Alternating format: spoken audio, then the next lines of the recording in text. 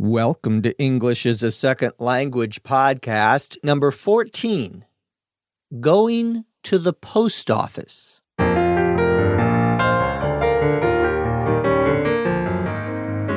This is English as a Second Language podcast, episode 14. I'm your host, Dr. Jeff McQuillan, coming to you from the Center for Educational Development in beautiful Los Angeles, California. On this podcast, we're going to go to the post office. Let's get started.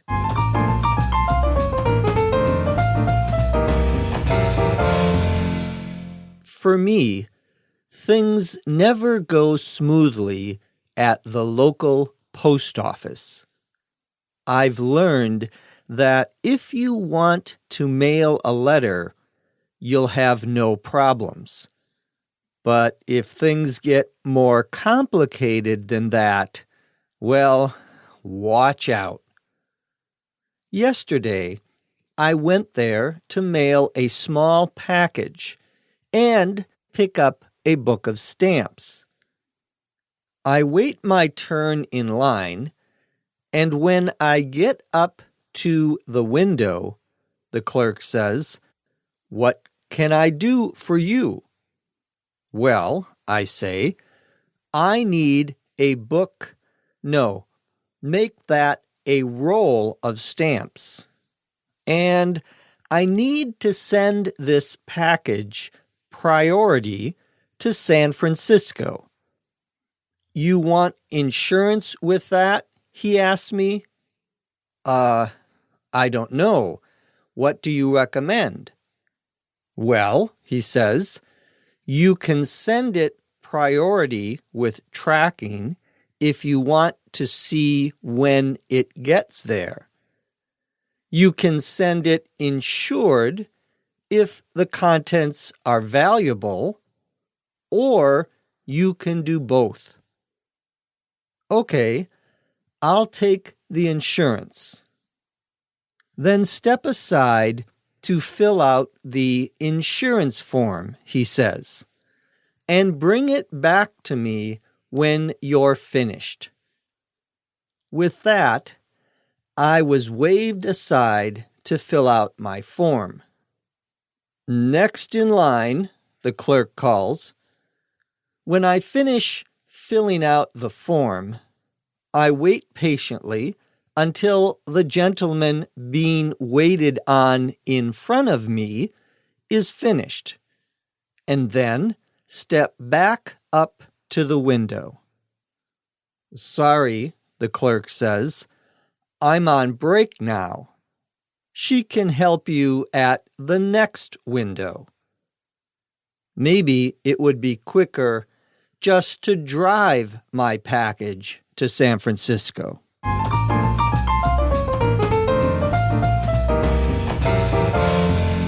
In talking about my trip to the post office, I said that things never go very smoothly. To go smoothly, S-M-O-O-T-H-L-Y, means to take place without problems. For example, if someone asks you, "How did your visit to the doctor go?" you could say, "Oh, it went smoothly," meaning I didn't have any problems. Everything was just fine. I said that if you want to mail a letter at my post office, you'll have no problems. To mail a letter means to send a letter. A letter is typically a piece of paper inside of an envelope. But if things get more complicated, I say, well, watch out. Watch out is an expression we use to mean be careful. What I'm saying here is that if you want to do something other than mail a letter, which is a very simple thing, then you might have problems. I continue the story by saying, yesterday I went there to mail a small package and to pick up a book of stamps. There are two terms we use in talking about stamps.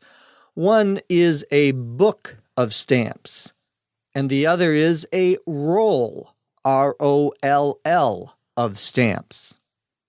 A book of stamps is a small little book, although it's not really a book. Basically, it's a small package of about 20 stamps.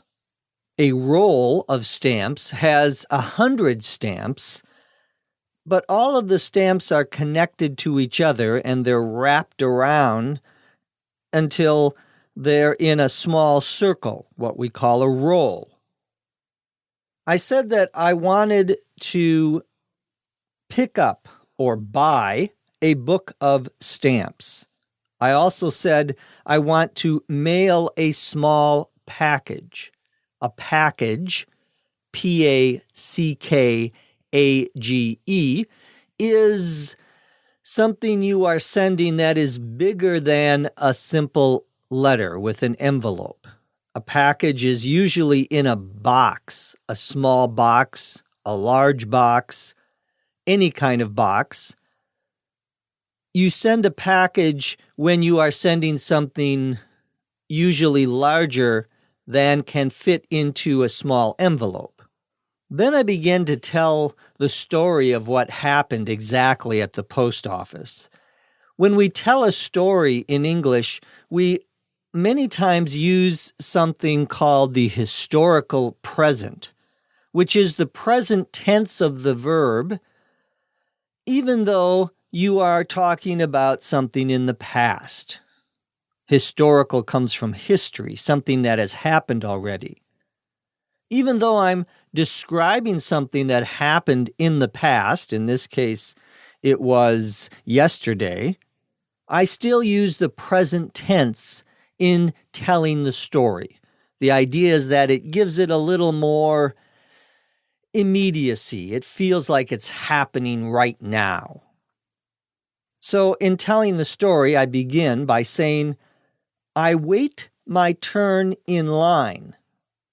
To wait your turn in line means to wait for the person in front of you or the people in front of you to go first. If there's a line, you have to wait for the people in front of you who arrived before you did. I say I wait my turn in line, and when I get up to the window, the clerk says to me, "What can I do for you?" The window here is not a window on the side of a building or a house that you look outside through. A window here just means the place where the person working for the post office, the clerk, stands in order to help you. You go up to this person who's standing usually behind what we would call a counter. It's basically a large, narrow desk. You have one person on one side, the clerk, the employee of the post office, and you're on the other side doing what you are there to do, buying stamps or sending packages and so forth. So I walk up to the window and the clerk asks me, "What can I do for you?" This is just a nice way of saying, "How can I help you?" I say, "I need a book." No, make that a roll of stamps. The expression "make that" means change what I just said. So when I say, "I need a book of stamps," no, make that a roll of stamps, I mean that I just made a mistake. I didn't mean to say a book of stamps. I meant to say a roll of stamps. So it's a way of correcting yourself as you are speaking. I say that I need a roll of stamps and I need to send this package priority to San Francisco. Priority is one way of sending a package in the United States. It depends on how fast you want your letter or package to arrive somewhere. There are many different ways of sending letters and packages. The faster it gets there, the more expensive it is. The most common way of sending mail is what we call first-class mail. There's nothing special about it. It'll get there, depending on how far away the place you are sending it to, in a couple of days. If you send something priority, usually that means it will arrive in 2 to 3 days, even if it's on the other side of the country. For example, if I send a package from Los Angeles to New York, first-class mail, regular mail, it may take up to a week to arrive. But if I send it priority mail, it will arrive in 2 to 3 days. The fastest way of sending mail is express. Express usually arrives the next day. I'm sending this package priority to San Francisco. The clerk then asks me, "You want insurance with that?" Notice the informal way he asks this question. The correct grammatical way would be, "Do you want insurance with that?" At least that would be the more formal way of phrasing the question. He instead says, "You want insurance with that?" And by raising his voice at the end, you know he's asking a question. I say, "I don't know. What do you recommend?" Meaning, what do you suggest? He says, "Well, you can send it priority with tracking if you want to see when it gets there." Tracking, Tracking, means that you are given a special number and you can go online, you can go on to the internet and check to see when that package arrived. When the post office employee who delivers the package, we would call that person the postal carrier, he will enter the day and time that he delivered the package, and you will get that information on the internet if you want it. I say we call the person who delivers the mail the postal carrier. We used to call it the postman, but people didn't like the word man because there were both men and women. And so they've changed the term to postal carrier, Carrier. So the clerk asks me if I want to send it priority with tracking or if I want to send it insured. To send a package insured, INSURED,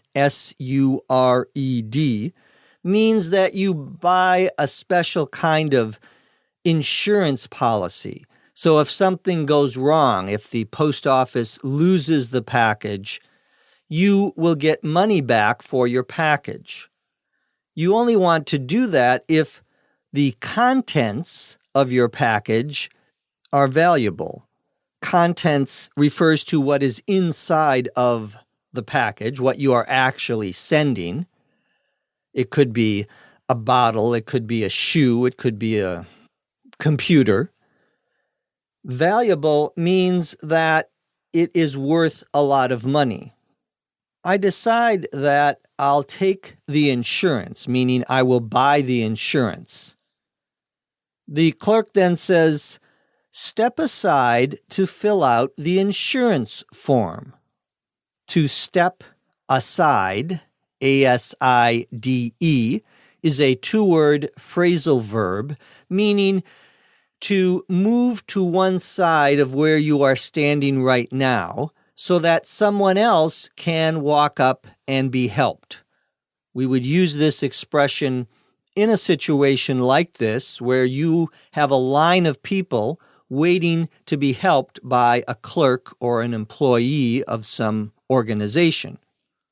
So I step to one side, I move away from the window in order to fill out or complete the insurance form. The clerk says after I finish filling out the insurance form, I should bring it back up to him. To bring it back means to return it to him. The clerk then waves me aside. To wave, W-A-V-E, someone aside, is another two-word phrasal verb. It means to move your arm, move your hand back and forth to indicate to the person that you want them to step aside. It's not a very polite thing to do, typically, but it is not uncommon. I say that I'm waved aside, and then the clerk says, "Next in line." The clerk is asking for the next person to walk up to the window in order to be served, in order to be helped.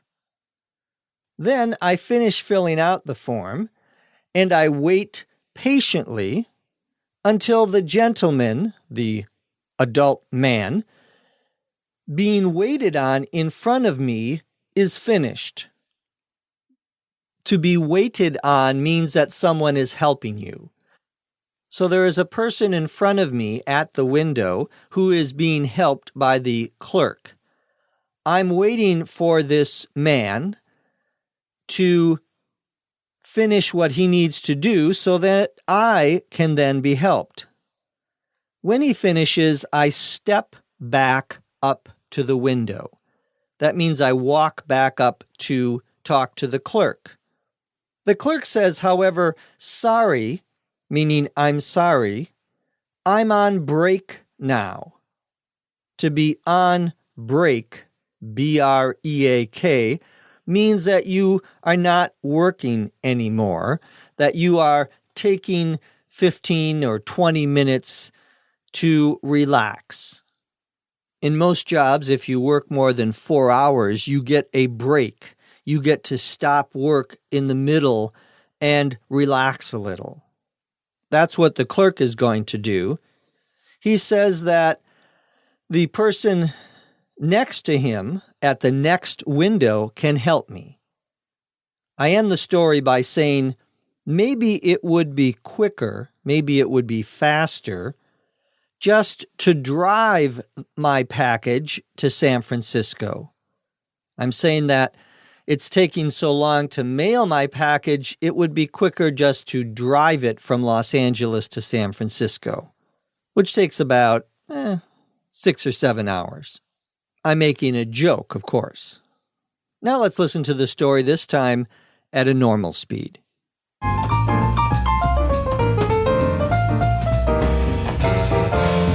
For me, things never go smoothly at the local post office. I've learned that if you want to mail a letter, you'll have no problems. But if things get more complicated than that, well, watch out. Yesterday, I went there to mail a small package and pick up a book of stamps. I wait my turn in line, and when I get up to the window, the clerk says, "What can I do for you?" "Well," I say, "I need a book, make that a roll of stamps. And I need to send this package priority to San Francisco." "You want insurance with that?" he asked me. I don't know. What do you recommend?" "Well," he says, "you can send it priority with tracking if you want to see when it gets there. You can send it insured if the contents are valuable, or you can do both." "Okay, I'll take the insurance." "Then step aside to fill out the insurance form," he says, "and bring it back to me when you're finished." "Next in line," the clerk calls. When I finish filling out my form, I wait patiently until the gentleman being waited on in front of me is finished, and then step back up to the window. "Sorry," the clerk says, I'm on break now. She can help you at the next window. Maybe it would be quicker just to drive my package to San Francisco.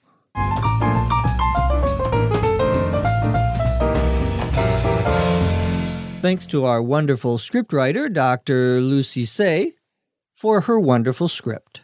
From Los Angeles, California, I'm Jeff McQuillan. Thank you for listening. Come back and listen to us again right here on ESL Podcast.